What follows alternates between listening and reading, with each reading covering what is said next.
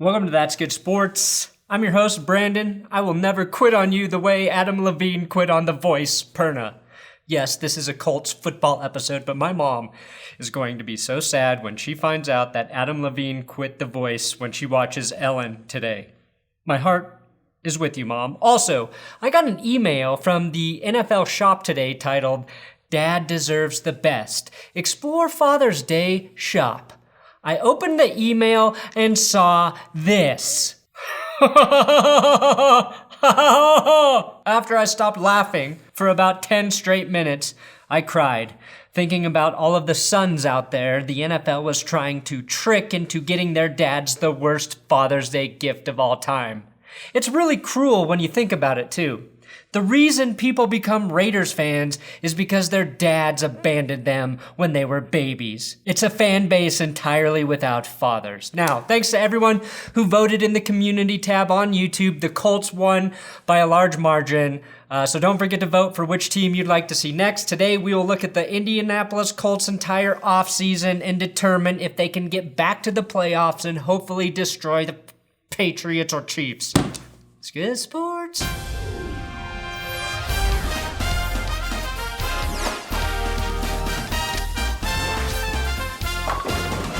Please, if you would like more football videos, subscribe here. Also, this episode is sponsored by my favorite body shaving company, hair, beard, chest, back, balls, feet. Hair, beard, chest, back, balls, feet. Hair, beard, chest, back, balls, feet. Fish market? It doesn't matter where you shave, it matters how you shave. The #1 place for total body maintenance is Manscaped.com. As a man with the ability to grow hair on any part of my body that's thicker than the jungles in the Amazon basin, I have put the Lawnmower 2.0 through the ringer. It is my favorite manscaping tool, and I recommend you try the Perfect Package 2.0 plus Peak Hygiene Plan. It comes with the lawnmower, the plow, the crop preserver, the crop reviver, the pube mat, and a free travel storage bag, and a replacement blade for your lawnmower every 3 months for just $14.99. If you're already manscaping, definitely check out their new replenishment plans, where you choose the frequency of delivery so you never run out of your favorite product. Use my promo code SPORT20 or the link in the description to save 20% when you order from Manscaped. To look ahead, you must first look to the past. In the months leading up to the 2018 season, no one even knew if Andrew Luck could still throw a football. Many people wondered if he would ever even walk again, and some doctors said he would be lucky to get his good looks back. Turns out, he could throw just fine. He looked better than ever as well and threw that football into winning Comeback Player of the Year. He was also a legitimate MVP candidate with 4,593 passing yards, 39 touchdowns, 13 of which went to Eric Ebron, who came over in free agency via the Lions, and most impressively, he took just 18 sacks. The only starting quarterback sacked less last season was Drew Brees at 17. Which Brock Osweiler managed to pull off in just 5 starts. Andrew Luck being sacked 18 times tells us 2 things. 1, guard Quentin Nelson was a smart pick in the 2018 draft, and not just because he bulldozes and screams like a Dothraki when he blocks, but because Andrew Luck was sacked about 1 time per game. Also, Peyton Manning used to wear the number 18, which means it's time for Andrew Luck to continue the tradition of being the greatest regular season quarterback to ever play the game. You know I don't think that's true. You know that. The Colts didn't get off to the hottest start behind Frank Reich, who was their last-minute replacement for Josh McDaniels after he slithered back to New England when he found out you weren't allowed to eat babies in Indianapolis. The Colts were just 1-5 after their first 6 games, but were able to reel off 9 of their last 10 to finish 10-6, good enough for a wildcard spot. One of the big reasons they were able to turn things around was the play of their offensive line and linebacker Darius Leonard, who ultimately took home the Defensive Rookie of the Year. And let me tell you, they had a wild night together.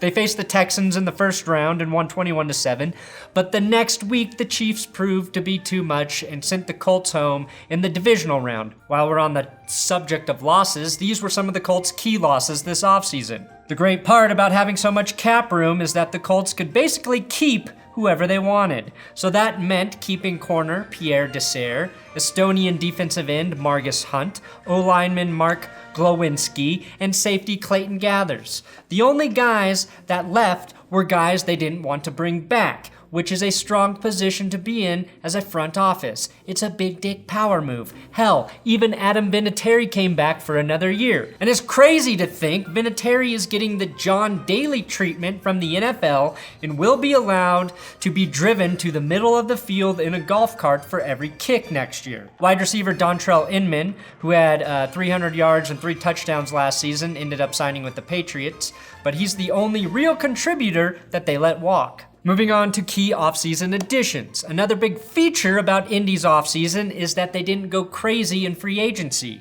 even with all of the money they had to spend. The 2 major signings were wide receiver Devin Funchess for 1 year at $13 million and Justin Houston for 2 years at $24 million.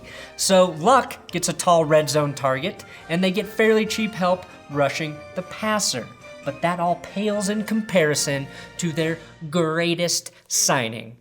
That's right, Indy. Rev up those vacuum cleaners. The man only known as Swag has come to town. Swag. I will remember you. Will you remember me, Chad Kelly? Your backup QB game just got a lot stronger. Right now, the Colts have somewhere between 38 and 57 million in cap space. Again, the salary cap is about as real as our chances of getting Bill Belichick to give us an honest answer to what he thinks about the new live-action Aladdin movie. But I bring up the cap space because after being released by the Tampa Bay Buccaneers, defensive lineman Gerald McCoy has been rumored to the Colts. So listen to me, Chris Ballard, aka Matt Damon, if he ever plays a villain. McCoy is a must sign. You've done a brilliant job so far with this team. You've avoided overpaying for guys like Le'Veon Bell and Antonio Brown or any former Steeler, and your financial savviness has all led up to this very moment. You have more cap space than any other team. The Patriots are interested in Gerald McCoy, which should tell you all you need to know about the urgency to sign him. McCoy is one of my favorite players in the league. He's a beast on the field, he's a leader in the locker room, and just a good dude. You can literally pay him more than any other team is offering and still have more cap room than any other team in the NFL. If you don't take advantage of that, you're crazy. The Colts were tied 19th with just 38 sacks in 2019, so to say they could use Gerald McCoy's service is fair. During the playoffs, they were tied for second with 7 sacks behind the Super Bowl champion Patriots, who had 10. And even though Indy's defense got better throughout the season, they were a bottom 10 team in terms of QB pressures with just 246. Again, they sacked Pat Mahomes 4 times and added 40 pressures in the playoffs, but McCoy could give them a top 5 defensive line. That's a deal you say yes to 100% of the time in the NFL when you are flush with cash. I haven't even mentioned that McCoy is a perfect fit for what Indy does defensively with their line. They prioritize speed over size and ask their guys to attack the gaps as opposed to clog them like toilets. This is what McCoy does best, and with him in the rotation on that line, it would be similar to what the Eagles had 2 years ago. Plus, he already knows how to take down division rival QB Nick Foles. Moving on to the Colts draft. Colts GM Chris Ballard definitely watched my best draft names video because his first pick was Temple corner Rock Ya-Sin, whose last name is Sin due to the deal he made with the devil when he acquired the ability to bend like he has an exoskeleton. I've seen Russian gymnasts not be able to bend like this. Then they took USC safety Marvel Tell and Tarleton State linebacker EJ Speed, both in the 5th round. So they get a big check mark for very strong names. For a defense trying to be the fastest in the NFL, taking a guy named EJ Speed is not too on the nose. Unless we're talking about Jim Irsay in the 80s when people were still snorting speed like fucking cavemen. you mix that with the whiskey. They also added outside linebacker Ben Banogu, unless you don't pronounce the G in that name, out of TCU to rush the passer. Ohio State wide receiver Parris Campbell to stretch the field for luck or play the slot. And Bobby Okereke, a linebacker out of Stanford.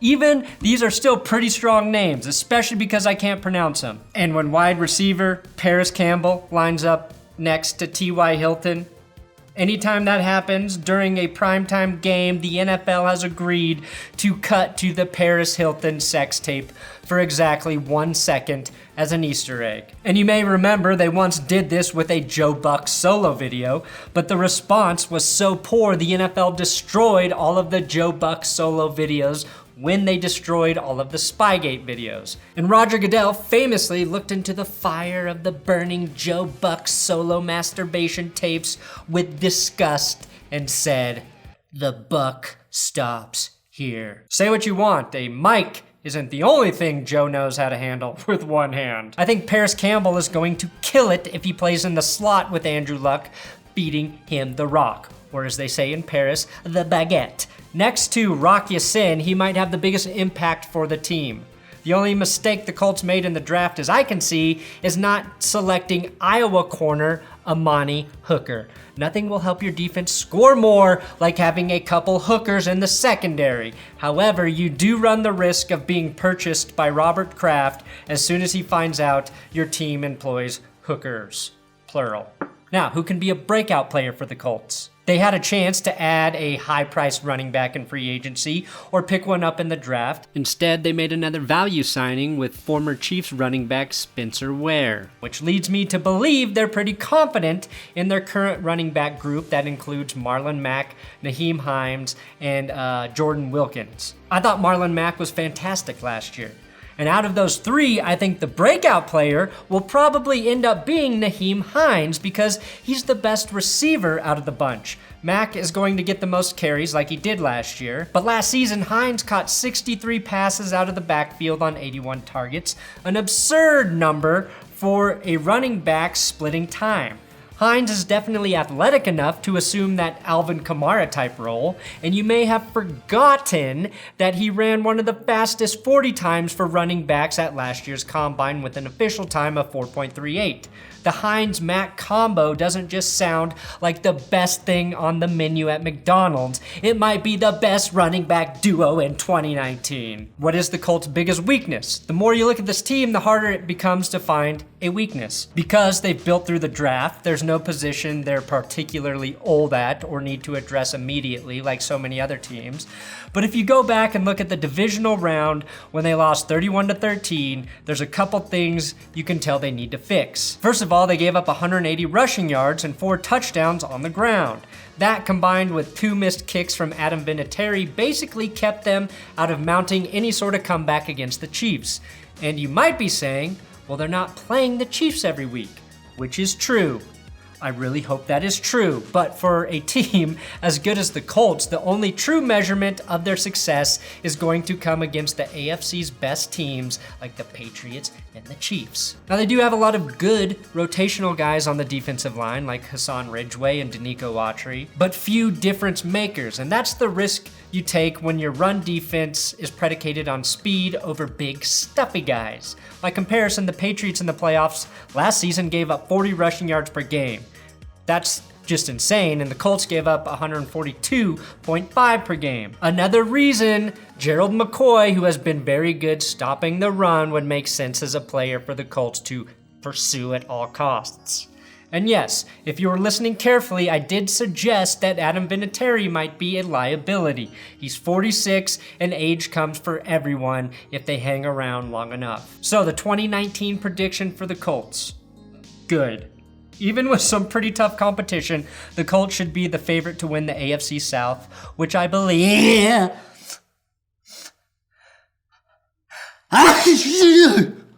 will be the toughest division in football in 2019. And the Colts earned this honor of my prediction of winning the AFC South when they went into Houston and soundly beat the Texans in the wildcard round. They have the best quarterback in the division, and as a big Dick Nick fan, that really hurts me to say. They have the best coach in the division, and a defense on the rise to battle the Jags D if it does bounce back. Hell, the Colts may even have a better offensive line than the Titans, as they are quite a bit younger. Their roster is full of guys you can't help but root for. Andrew Luck, Frank Reich, Darius Leonard, and most importantly, Chad Kelly. Honestly, as an NFL fan base, there's really nobody who should feel more optimistic about the next 5 years than Colts fans. Chris Ballard is a great GM. Andrew Luck played some of his best football that we've ever seen last season, and the team is young. Again, except for Adam Vinatieri, who actually brings the average age of the Colts from 26 to 38. The Colts feel like a 12-4 team, maybe 11-5 in that tough division, but still finishing on top. Thanks for watching another episode of That's Good Sports. Please let me know in the comments who you want to see next, or vote in the community tab. I'm on Twitter, Instagram if you want to follow me there. Make sure you follow my writing partner at Wilkie6, who helps me write all of these beautiful football videos.